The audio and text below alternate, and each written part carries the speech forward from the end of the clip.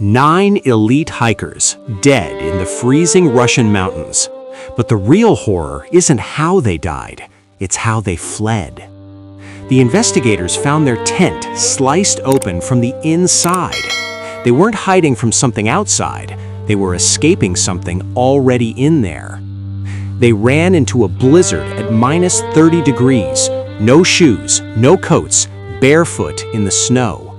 They weren't just leaving, they were consumed by terror. Internal bones were crushed like a high-speed collision, but the skin, untouched. One was missing a tongue. Another's clothes were radioactive. A secret weapon? A military cover-up? Or something far worse? I dare you to tell me a windstorm did this. Comment your theory.